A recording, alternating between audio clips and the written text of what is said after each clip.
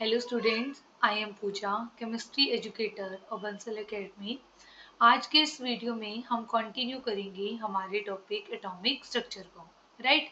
तो हमने last lecture में हमने जो देखा था, लास्ट लेक्चर में हमने कहाँ तक कर लिया था, rules to write down the electronic configuration हमने कवर कर लिया था।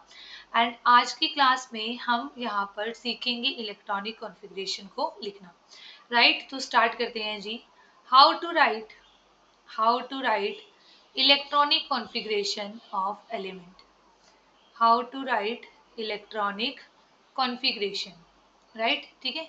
अब देखो इलेक्ट्रॉनिक कॉन्फ़िगरेशन को हम किस तरीके से यहाँ पर लिखेंगे जी। हमारे पास सबसे पहले हम यहाँ पर लिखते हैं, हम जो करेंगे ना वो लिखेंगे 30 एलिमेंट्स की कॉन्फ़िगरेशन। ठीक है। क्योंकि अगर आपको 30 एलिमेंट्स के इलेक्ट्रॉनिक कॉन्फ़िगरेशन लिखना हो गया तो आप किसी भी एलिमेंट की कॉन्फ़िगरेशन लिख सकते हो। तो सबसे पहले हमारे पास यहाँ पर हम लिख लेते हैं जी एटॉमिक नंबर। ठीक है। एटॉमिक नंबर जितना होगा उतने प्रोटॉन्स होंगे, और जितने प्रोटॉन्स होंगे एक न्यूट्रल एटम में उतने ही क्या होंगे, इलेक्ट्रॉन्स होंगे। राइट। यहाँ पर फर्स्ट हमारे पास एलिमेंट है hydrogen, second helium, next lithium, ठीक है, बेरिलियम, बोरॉन एंड कार्बन। ठीक है। फिर नेक्स्ट हम लिख लेते हैं जी यहाँ पर नाइट्रोजन, ठीक है, ऑक्सीजन, उसके बाद यहाँ पर फ्लोरीन, नेक्स्ट नियॉन, ठीक है। फिर आ जाएगा हमारे पास सोडियम, देन मैग्नीशियम, उसके बाद हमारे पास आ जाएगा aluminium, silicon, phosphorus, sulphur, chlorine, argon, potassium and फिर आ जाएगा हमारे पास जी कैल्शियम। राइट। देखिए ये तो हो गए 20 एलिमेंट्स। उसके बाद 21 से 30 के लिए मैं आपको ट्रिक भी बताऊंगी, आपको उसको किस तरीके से लर्न करना है। तो सबसे पहले है जी हम इलेक्ट्रॉनिक कॉन्फ़िगरेशन हम किस तरीके से यहाँ पर लिखेंगे। तो देखो सबसे पहले तो आपके पास फर्स्ट सबसे पहले ऑर्बिटल कौन सा फिल होता है, 1s। यहाँ पे क्योंकि एक ही इलेक्ट्रॉन है, ठीक है, इलेक्ट्रॉन्स भी इतने होंगे जितने एटॉमिक नंबर होगा, तो कॉन्फ़िगरेशन हो जाएगी 1s1। ठीक है। उसके बाद हीलियम के लिए हमारे पास क्या हो जाएगा, यहाँ पर कॉन्फ़िगरेशन 1s2। लिथियम के लिए हमारे पास 3 इलेक्ट्रॉन हो जाएंगे, 1s2 2s1। ठीक है। क्योंकि हमारे पास क्या हो जाएंगे जी, यहाँ पर 3 इलेक्ट्रॉन्स हो जाएंगे, और 3 इलेक्ट्रॉन्स के लिए कॉन्फ़िगरेशन हो जाएगी 1s2 2s1। और s ऑर्बिटल में मैक्सिमम कितने इलेक्ट्रॉन आ सकते हैं, मैक्सिमम आपके पास 2 इलेक्ट्रॉन आ सकते हैं। फिर बेरिलियम के लिए क्या लिखोगे, 1s2 2s2। ठीक है। उसके बाद बोरॉन, बोरॉन में देखो पहले 1s फिल होगा, फिर 2s, फिर 2p। 1s में 2 इलेक्ट्रॉन मैक्सिमम, फिर 2s में 2, कितना बच गया, 1, तो 2p1। ऐसे ही कार्बन के लिए बन जाएगी 1s2 2s2 2p2। उसके बाद ठीक है, नाइट्रोजन के लिए 1s2 2s2 2p3।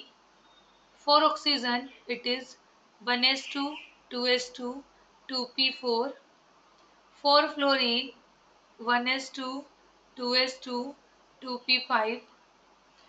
ठीक है। And for neon 1s2 2s2 2p6। Right. अभी ना मैं आपको इसका एक तरीका और बताती हूँ इलेक्ट्रॉनिक कॉन्फ़िगरेशन का। इन एक्चुअली मैं आपको 3 वेज बताऊंगी, क्योंकि ऑब्जेक्टिव क्वेश्चन के लिए ना वो आपको किसी भी तरीके से लिख के दे सकता है, तो आपको हर तरीका पता होना चाहिए ऑब्जेक्टिव क्वेश्चंस को सॉल्व करने के लिए। तो देखो ऐसे भी लिख सकता है जी, ये 1s ऑर्बिटल हो गया तो हाइड्रोजन 1s1 ऐसे रिप्रेजेंट कर सकते हो। फिर 1s2 हीलियम के लिए 1s2 आप ऐसे रिप्रेजेंट कर सकते हो। फिर यहाँ पर 1s2 2s1, ठीक है, ये 1s ऑर्बिटल है जी, ये 2s ऑर्बिटल है, तो 1s2 2s1 फॉर लिथियम। उसके बाद हमारे पास आता है जी बेरिलियम के लिए। बेरिलियम के लिए देखो 1s फिर 2s, ये 1s है और ये 2s है, तो 1s में 2 इलेक्ट्रॉन, 2s में भी 2 इलेक्ट्रॉन। राइट। उसके बाद हमारे पास आता है नेक्स्ट बोरॉन के लिए 1s 2s और फिर क्या है 2p। 2p में आप कितने ऑर्बिटल्स बनाओगे, 3 ऑर्बिटल्स ही बनाओगे, राइट। तो यहाँ पर फिल ऐसे करोगे 1s2 2s2 2p1। नेक्स्ट में है 1s2 2s2 2p2। तो यहाँ पर आप 2p में है तो कितने ऑर्बिटल्स, 3 ऑर्बिटल्स है, ठीक है, ये 2p हो गया। तो 1s में 2 इलेक्ट्रॉन फिल कर दिए, 2s में 2 इलेक्ट्रॉन्स और 2p में 2 इलेक्ट्रॉन्स, ऐसे 1 इलेक्ट्रॉन आपको क्या करना है, फिल करना है, राइट। उसके बाद हमारे पास जो थर्ड वे है, ठीक है, पहले हम 10 तक लिख लेते हैं, यहाँ पर भी लिख लेते हैं जी, ठीक है। यहाँ पर 1s 2s और फिर हमारे पास क्या आ गया 2p3, 2p ऑर्बिटल। तो 1s2 1s2 2s2 2p3 2p3। उसके बाद हमारे पास आता है यहाँ पर 1s2 2s2 2p4 1s2 2s2 2p4, ठीक है। तो देखो यहाँ पर 2 इलेक्ट्रॉन आ गए, 1s2 2s2 2p4 1 2 3। अब आपको पेयरिंग स्टार्ट करनी है फोर्थ में। उसके बाद जिससे नेक्स्ट हमारे पास है 1s2 2s2 2p5। ये 1s2 हो गया, ये 2s2 हो गया जी, ठीक है। उसके बाद 2p5, 2p5 में हम इलेक्ट्रॉन्स को इस तरीके से फिल करेंगे 3 4 5, राइट। उसके बाद है यहाँ पर 1s2 2s2 2p6 2p6, ठीक है। तो यहाँ पर 1 2 3 4 5 6। तो इस तरीके से हम लिखेंगे इलेक्ट्रॉनिक कॉन्फ़िगरेशन। अब देखो इसका एक शॉर्ट वे, ठीक है, क्या है इलेक्ट्रॉनिक कॉन्फ़िगरेशन को लिखने का, जो नियरेस्ट नोबल गैस हो उसके टर्म में हम क्या लिख सकते हैं, इलेक्ट्रॉनिक कॉन्फ़िगरेशन। तो देखो ये हमारी नोबल गैस है हीलियम। तो लिथियम के लिए हम इलेक्ट्रॉनिक कॉन्फ़िगरेशन ऐसे लिख सकते हैं, लिथियम के लिए यहाँ पे लिख दो पहले हीलियम, हीलियम। अब देखो हीलियम के लिए क्या होता है, 1s2 होता है ना, 1s2 होता है। तो ये किसके नाम का हो गया, हीलियम के नाम का हो गया। यहाँ पर क्या लिख दोगे 2s1, ठीक है। फिर यहाँ पर क्या लिख सकते हो, हीलियम 2s2, ठीक है, क्योंकि इतना इतना पार्ट तो हीलियम के नाम का हो गया, ये वाला पार्ट 1s2। तो यहाँ पे कैसे लिख सकते हो, हीलियम 2s2 2p1। इसको ऐसे भी लिख सकते हो 2px1, ठीक है, 2p1। उसके बाद यहाँ पर हीलियम, यहाँ पर 2s2 2p2, ठीक है, या फिर कैसे लिख सकते हो 2px1 2p5। उसके बाद यहाँ पर आप इसको लिख सकते हो हीलियम 2s2 2s2 2p3। अब आपको लगेगा ये पहले जो तरीका लिखा हुआ है यही इजी है। देखो जब आपके पास है ना हाइयर एटॉमिक नंबर वाले ऑर्बिटल्स आ जाएंगे तो उस केस में आपको इस तरीके से लिखना क्या होगा, बेनिफिशियल होगा, है ना। और ये शॉर्ट वे पड़ेगा, आपको किसी भी एलिमेंट की इलेक्ट्रॉनिक कॉन्फ़िगरेशन को रिप्रेजेंट कर सकते हो। इसके लिए नहीं लिखेंगे जी नियॉन के लिए, क्योंकि नियॉन अपने आप में क्या है, एक नोबल गैस है, राइट। उसके बाद देखो यहाँ पर हमारे पास ये कॉन्फ़िगरेशन हो गई। उसके बाद देखो 1s2 2s2 2p6 3s1 ऐसे आएगा। 2p के बाद कौन सा ऑर्बिटल फिल करते हैं, 3s। 3s में मैक्सिमम इलेक्ट्रॉन कितने आ सकते हैं, 2। तो देखो 2s2 2p6 3s2, राइट, ये आ गया।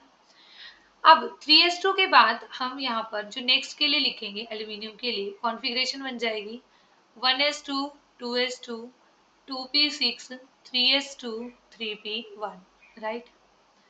फिर ऐसे ही नेक्स्ट के लिए 1s2 2s2 2p6 3s2 3p2, ठीक है। यहाँ पर आपके पास ये सेम आएगा, ठीक है। तो वहां पर आपके पास आ जाएगा 3p3, ठीक है। फिर आप नेक्स्ट सल्फर के लिए 3p4 आ जाएगा लास्ट में, है ना, क्योंकि p सब शेल में मैक्सिमम 6 इलेक्ट्रॉन आ सकते हैं, इसलिए ये 1s2 2s2 2p6 3s2 3p5। उसके बाद 1s2 2s2 2p6 3s2 3p6, right, 3p। अब 3p फुली फिल्ड होगी, उसके बाद कौन सी यहाँ पर कौन सा ऑर्बिटल आएगा, 3d आएगा या 4s आएगा ना इसके बाद, फिर 3d आता है, 3s2 3p6 4s1, उसके बाद यहाँ पर ये कॉन्फ़िगरेशन बन जाएगी। ठीक है, अब देखो एक तो आप इसको इस तरीके से लिख रहे हो यहाँ पर, ठीक है, दूसरा तरीका क्या है लिखने का, ठीक है, वो जो ऑर्बिटल्स में फिल करने हैं इलेक्ट्रॉन्स, आई थिंक सो जो ये सेकंड वे मैंने आपको बताया था ये वाला, ये आपको क्लियर होगा। मैं आपको अभी ये थर्ड वाला वे बता रही हूँ। ठीक है, तो देखो सोडियम के लिए अब नियोन क्या है आपके पास, नोबल गैस है, तो इसको शॉर्ट वे में हम लिख सकते हैं नियोन। अब देखो इतने इतने का तो नाम नियोन हो गया, नियोन के नाम का हो गया, उसके बाद क्या लिखोगे 3s1, इसे क्या लिखोगे जी नियोन 3s2, राइट। उसके बाद हमारे पास नेक्स्ट, इसे आप क्या लिख सकते हो, देखो इतने का तो नियोन हो गया, नियोन के नाम का हो गया, इसे लिख सकते हैं नियोन यहाँ पर 3s, सॉरी एक मिनट रुको देख लेते हैं, हाँ जी नियोन में 1s2 2s2 2p6 है, 3s1 3s2, राइट। उसके बाद आप क्या लिख सकते हो 3s2 3p1, इसे आप क्या कैसे लिख सकते हो, जो नेक्स्ट आपके पास है इसे आप लिख सकते हो नियोन 3s2 3p2, ठीक है। नेक्स्ट को आप लिख सकते हो नियोन 3s2 3p3, ठीक है। यहाँ पर लिख सकते हो नियोन 3s2 3p4, ठीक है। फिर ऐसे ही यहाँ पर neon 3s2 3p5 3p5, neon 3s2 3p6 3s2 3p6। अब देखो यहाँ पर सॉरी इसको नहीं लिखेंगे 3s2 3p6 को, क्योंकि ये अगेन क्या हो गई, एक नोबल गैस आ गई है ना। फिर जो नेक्स्ट है, नेक्स्ट को कैसे लिखोगे, नेक्स्ट को आप लिखोगे यहाँ पर, अब आर्गन से स्टार्ट करोगे, क्योंकि इससे पहले जो नोबल गैस है वो कौन सी है जी, आर्गन है, तो इसको लिखोगे आर्गन 4s1, क्योंकि यहाँ तक तो आर्गन के लिए हो गया। ठीक है, इसको सिंपली ऐसे लिख सकते हो, इसे ऐसे लिख सकते हो आर्गन 4s2, ठीक है। तो देखो है ना इजी वे लिखने का। अब क्वेश्चन ये माइंड में राइज होता है कि चलो ठीक है, जैसे कि अगर हमें डायरेक्ट मैंने आपको बोल दिया right down the electronic configuration of potassium, तो फिर हमें एकदम ऐसे कैसे याद आएगा, ये तो चलो हमें पता चल गया इससे पहले वाली नोबल गैस आर्गन है, और उसके बाद कौन सा ऑर्बिटल लिखूं मैं यहाँ पे, ये कैसे हमें पता चलेगा। तो देखो आपको ना ऐसे देखना है, जैसे ये नोबल गैसेस होती है हमारे पास helium, neon, argon, krypton, xenon, radon, ठीक है। तो देखो हीलियम में ना आपके पास एक शेल फुली फिल्ड हो जाती है, फर्स्ट शेल, एक शेल कंप्लीट हो जाएगी, एक शेल क्या हो जाएगी, फुल हो जाएगी। फिर यहाँ पर 2 शेल्स फुल हो जाएंगी, यहाँ पर 3 शेल फुल हो जाएंगी। देखो अब आर्गन लिखा ना आपने, आर्गन तक मतलब 3 शेल कंप्लीट हो चुकी है, आर्गन तक 3 शेल कंप्लीट हो चुकी है, तो मतलब यहाँ पे स्टार्टिंग किससे होगी, 4th शेल से, 4s से, ठीक है। अगर आप नियोन का देखो, देखो नियोन के केस में आपके पास 2 शेल फिल हो चुकी है ना, तो नियोन के बाद 11 एटॉमिक नंबर किसका था, सोडियम का, तो आपने क्या लिखा, नियोन के बाद 3s1 से स्टार्ट किया, ठीक है। ऐसे ही आपने हीलियम के बाद किससे स्टार्ट किया था, 2s1 से, क्योंकि हीलियम में एक शेल क्या हो चुकी थी, कंप्लीटली फिल्ड हो चुकी थी, राइट। ठीक है, तो इस तरीके से आपको लिखना है इलेक्ट्रॉनिक कॉन्फ़िगरेशन को। नेक्स्ट अभी हम 21 से 30, यहाँ पर एक्सेप्शन भी आएगी, वो भी हम लिख रहे हैं जी। तो देखो आपको ना 21 से 30 वाले एलिमेंट्स को किस तरीके से याद रखना है, ये आपको मैं बता देती हूँ, ठीक है। ये आपको इस तरीके से याद रखना है, एक ट्रिक से याद रख लो, ठीक है। साइंस, यहाँ पर मैं बता रही हूँ आपको, science SC, science teacher very cruel, ठीक है। देखो भाई क्रूअल नहीं होते है ना, तो मैं सिर्फ एक ट्रिक है जो हम यहाँ पर लर्न करने के लिए लिख रहे हैं। साइंस टीचर वेरी क्रूअल, कैसे हुए क्रूअल, मांगे फीस, ठीक है, कि फीस भी मांगते हैं। Copy neat, copy neat and clean चाहिए उनको, है ना, कॉपी नीट। कंफ्यूजन, देखो कूजन कोई वर्ड नहीं बन रहा था, इसलिए हम याद कर लेंगे कंफ्यूजन, जन से याद रहेगा कि जिंक है, ठीक है। तो साइंस टीचर वेरी क्रूअल, मांगे fees, copy neat, confusion, right. तो आपके पास होगा क्या, देखो स्कैंडियम, स्कैंडियम से पहले हमारे पास कौन सा एलिमेंट आता है, कौन सी नोबल गैस आती है, हमारे पास आती है आर्गन, है ना। मैं यहाँ पर दोनों तरीके इसके लिख रही हूँ, यहाँ पर आर्गन। अब आर्गन का एटॉमिक नंबर तो 18 होता है ना, तो 4s2 तक तो ये फिल हो ही चुका है ना कैल्शियम में। आर्गन 4s2, 4s के बाद कौन सा ऑर्बिटल फिल होगा, 3d वाला, 3d1। टाइटेनियम की कॉन्फ़िगरेशन क्या हो जाएगी, आर्गन 4s2 3d2। अदरवाइज अगर इसको ऐसे लिखना चाहते हैं ना, ऐसे लिखते देखो इसको 1s2 2s2 2p6 3s2 3p6, ठीक है। फिर उसके बाद क्या लिखते हैं 4s2 3d1, ठीक है। तो देखो ये क्वाइट कॉम्प्लिकेटेड हो जाता है कि आपको बहुत लंबा हो जाता है लिखने के लिए, तो आप इसको इस तरीके से रिप्रेजेंट कर सकते हो। फिर वेनेडियम की configuration argon 4s2 3d3, chromium argon 4s2 3d4, ठीक है। फिर मैग्नीज आर्गन 4s2 3d5, ठीक है, 4s2 3d5। आयरन के लिए कॉन्फ़िगरेशन क्या हो जाएगी 4s2 3d6, ठीक है। यहाँ पर ये कॉन्फ़िगरेशन हो जाएगी जी।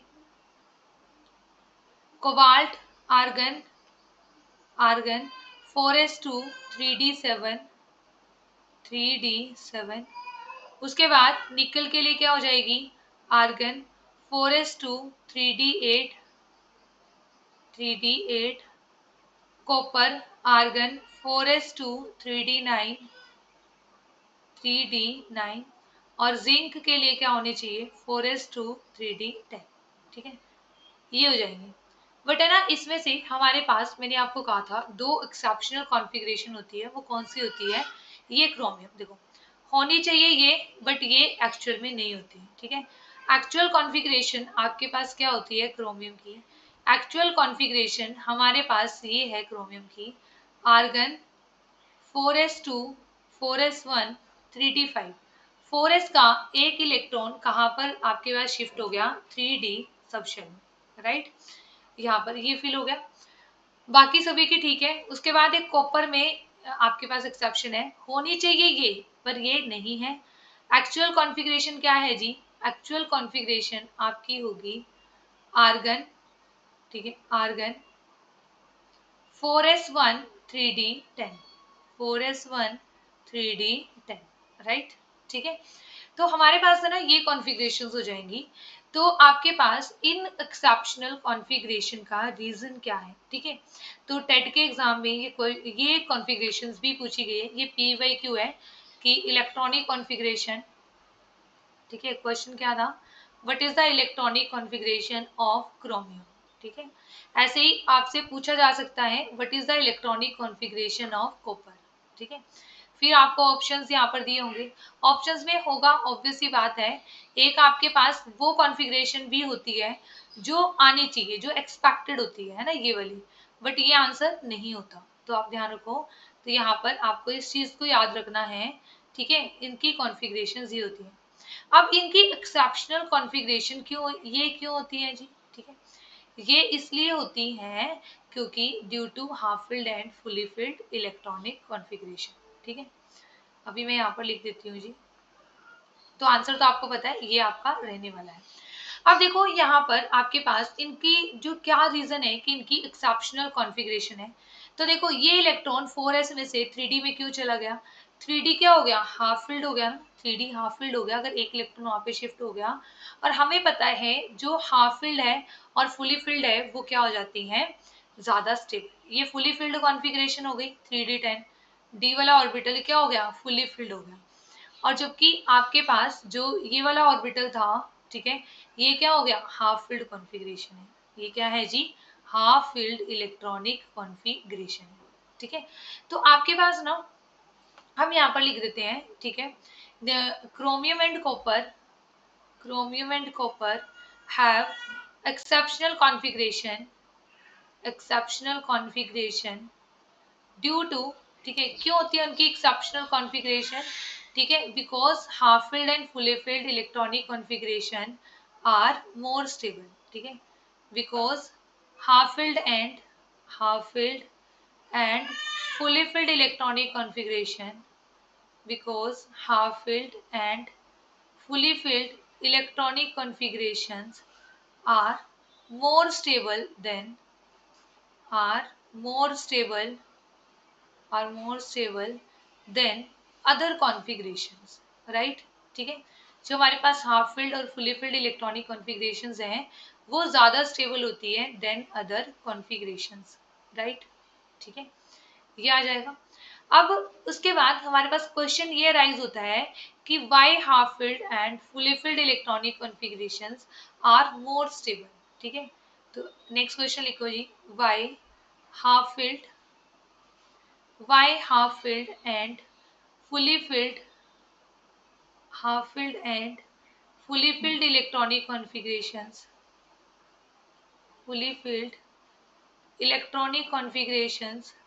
are electronic configurations are extra stable या फिर आप लिख दो are more stable than other configurations are more stable than other configurations।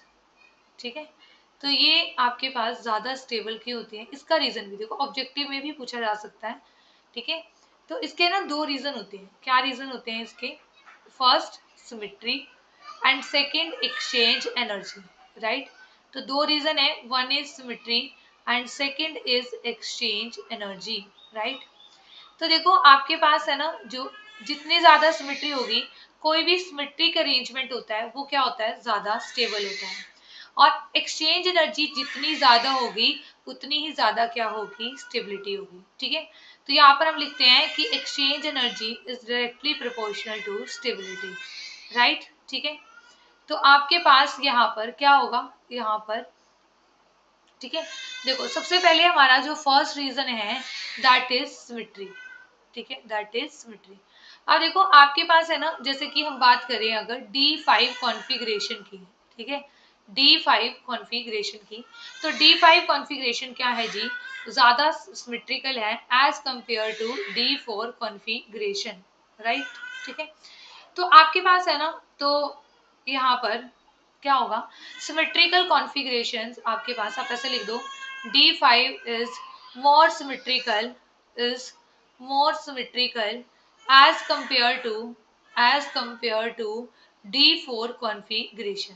ठीक है, तो D4 से क्या है, ज़्यादा सिमेट्रिकल है। तो देखो ये D5 है, ऐसे है 4 5, हमें पता है कि जितनी ज़्यादा सिमेट्री होती है उतनी ही ज़्यादा क्या होते हैं आपके पास, कहते हैं ना पैकिंग बहुत अच्छे से होती है। अगर पैकिंग अच्छे से होने का मतलब क्या है, उतनी ही ज़्यादा क्या होगी, स्टेबिलिटी होगी। ठीक है, तो यहाँ पे पांचों को एक एक इलेक्ट्रॉन मिल रहा है, तो ये जो अरेंजमेंट है वो क्या है, मोर सिमेट्रिकल है। मोर सिमेट्रिकल का मतलब ये क्या होगा जी, ज़्यादा स्टेबल होगा। और जबकि आपके पास यहाँ पर ये D4 कॉन्फ़िगरेशन है, ये इतनी ज़्यादा सिमेट्रिकल नहीं है, तो ये अरेंजमेंट क्या होगा आपके पास, लेस स्टेबल होगा, राइट। ठीक है, उसके बाद हमारे पास सेकेंड रीजन आता है that is the exchange energy. ठीक है, एक्सचेंज एनर्जी। अब देखो जितनी ज्यादा एक्सचेंज एनर्जी होगी उतनी ही ज्यादा क्या होगी, स्टेबिलिटी होगी, है ना। अब ये एक्सचेंज एनर्जी क्या है, तो आपके पास एक्सचेंज एनर्जी हमारे पास होगा जी कि आपके पास उसके पास कितनी पोजीशन है, ठीक है, उसे एक्सचेंज करने के लिए, है ना। एक इलेक्ट्रॉन के पास कितनी पोजीशन है एक्सचेंज करने के लिए। तो देखो ध्यान से, आपके पास जैसे कि हम दो केसेस बनाते हैं एक्सचेंज एनर्जी के, पहले D4 और फिर D5। ठीक है, अब देखो D4 में आपके पास ये होगा 3 4 5। ठीक है, हम यहाँ पर लिखते हैं 3D4 कॉन्फ़िगरेशन। ठीक है, 1 2 3 4। अब देखो ये फर्स्ट इलेक्ट्रॉन है, फर्स्ट इलेक्ट्रॉन कितने वेज हैं कि ये अपनी पोजीशन एक्सचेंज कर सकता है। ठीक है, तो देखो फर्स्ट इलेक्ट्रॉन के पास टोटल 3 वेज है, सेकेंड इलेक्ट्रॉन के पास कितने वेज बच जाएंगे, आप ध्यान से देखो, फर्स्ट इलेक्ट्रॉन के पास ये 3 वेज हो गए, सेकेंड क्या कर सकता है, सेकेंड थर्ड के साथ पोजीशन एक्सचेंज कर सकता है और सेकेंड फोर्थ के साथ पोजीशन एक्सचेंज कर सकता है। तो यहाँ पर कितने वेज होंगे आपके पास, 2 वेज होंगे पोजीशन को एक्सचेंज करने के। ठीक है, उसके बाद हमारे पास देखो आपने सेकंड और फर्स्ट, ठीक है, अगर आप ये सोच रहे हो सेकंड और फर्स्ट को हम क्यों कंसीडर नहीं करेंगे, इसलिए हम कंसीडर नहीं करेंगे क्योंकि फर्स्ट और सेकंड का केस, इनकी जो पोजीशन एक्सचेंज हो गई है ये तो हम ऑलरेडी कंसीडर कर चुके हैं। ठीक है, उसके बाद जो थर्ड इलेक्ट्रॉन है, थर्ड इलेक्ट्रॉन उसे हम कैसे, कितने वेज होंगे थर्ड इलेक्ट्रॉन के पास, होंगे 1 वेज, ठीक है। तो यहाँ पर टोटल वेज हो गई जी आपके पास 6 वेज हो गए to exchange the position of electron, ठीक है। अगर हम बात करें, ठीक है, 3d5 कॉन्फ़िगरेशन में, d5 में, तो यहाँ पर आपके ऐसे 5 इलेक्ट्रॉन होंगे, एक एक इलेक्ट्रॉन होंगे, ठीक है। तो यहाँ पर देखो पहले इलेक्ट्रॉन के पास कितने तरीके होंगे, आपके पास 4 वेज होंगे, 1 2 फिर ये 3 और फिर ये वाला जी 4, ठीक है। फर्स्ट इलेक्ट्रॉन के पास 4, तो थर्ड के पास कितने वेज रह जाएंगे, 3 वेज रह जाएंगे, है ना। ये इसके साथ एक्सचेंज कर सकता है, इसके साथ एक्सचेंज कर सकता है और इसके साथ एक्सचेंज कर सकता है। फिर थर्ड इलेक्ट्रॉन के पास कितने वेज हो जाएंगे, 2, फोर्थ इलेक्ट्रॉन के पास 1 और फिफ्थ इलेक्ट्रॉन के पास 0। तो टोटल नंबर ऑफ वेज हमारे पास कितने हो जाएंगे, 10 वेज, ठीक है। तो देखो यहाँ पर ज्यादा वेज हैं एनर्जी को एक्सचेंज करने के, तो आपके पास जितने ज्यादा वेज होंगे, ठीक है, एक्सचेंज करने के, उतनी ही ज्यादा क्या होगी, एक्सचेंज एनर्जी, ठीक है। एक्सचेंज एनर्जी यहाँ पर क्या होगी, there will be more exchange energy, ठीक है। यहाँ पर क्या होगी, exchange energy is directly proportional to number of ways, ठीक है। तो आपके पास यहाँ पर ज्यादा वेज है तो एक्सचेंज एनर्जी ज्यादा है, अगर एक्सचेंज एनर्जी ज्यादा है तो यहाँ पर स्टेबिलिटी भी ज्यादा है, राइट, ठीक है। तो इसलिए हम ये कहते हैं कि जितनी ज्यादा एक्सचेंज एनर्जी होगी उतनी ही ज्यादा क्या होगी, स्टेबिलिटी। इट मीन्स ये कॉन्फ़िगरेशन क्या है, ज्यादा स्टेबल है as compared to D4 configuration से, राइट, ठीक है। तो ये हमारे पास क्या हो गया, ये हमारे पास इसका रीजन हो गया कि जो हमारे पास half filled and fully filled electronic configurations होती हैं वो ज्यादा स्टेबल होती हैं as compared to other configuration, right, ठीक है। तो ये था जी हमारे पास exceptional behaviour of chromium and copper and reason why half filled and fully filled electronic configurations are more stable, right, ठीक है। तो यहाँ पर हमारा ये टॉपिक क्या हो जाता है, कंप्लीट हो जाता है। तो मिलते हैं नेक्स्ट वीडियो में, थैंक यू सो मच।